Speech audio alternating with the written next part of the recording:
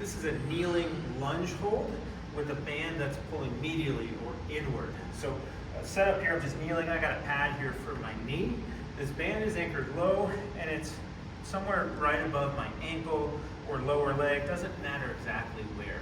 What's happening with this band is it obviously wants to pull my foot and ankle inward. So this could be a little tough to see on video, but what we often find if people are having foot and ankle issues or even issues upstream is they don't have a stable, what's called foot posture. So what we want from the foot is that the heel is going to be on the ground, the big toe on the ground, or the ball of the foot and the big toe on the ground, and then the fifth metatarsal, or like the ball of the pinky toe. But all four of those contact points, heel, ball, big toe, pinky toe, all four of those on the ground, and then we want to not, it's called collapse inward, or collapse into pronation. And so we see this band is pulling me inward. So if I don't do anything, I actually have kind of a collapsed foot posture, which is what I don't want. And then if I really exaggerate that, you start to see this coming off the ground. Sometimes we see this after people have an ankle sprain, or there's a variety of issues. And the body can overcompensate by saying, hey, I don't want that, and it'll just boom, throw you outwards, which we also don't want. So before we do anything with this lunge, you're just gonna set up here, 90 degrees, about 90 degrees here. You might feel a little stretch there, but if it's too much, just scoot your knee forward a little bit. And then the first move is with this foot dead straight, you're gonna resist what the band is gonna do. So I find the easiest way to do that is first, let the band win, so to speak. So I'm letting it pull me inwards, and now it's like, okay, I don't wanna be there, so can I resist?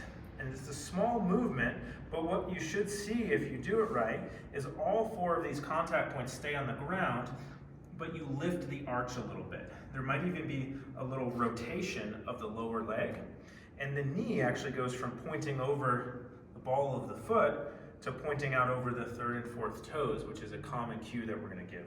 You might even feel, without doing anything, some work through the arch inside the shin. If you don't, that's okay. From there, you're gonna tuck your back toes, keep this foot posture, shift some of your weight so you're over your front heel, and then you're gonna lift this back knee off the ground about an inch. And you're gonna hold here. This is a hard hold. You can see I'm wobbling a little bit. I'm trying to control my foot position, trying not to let my knee wobble. Hold 20 or 30 seconds, back down.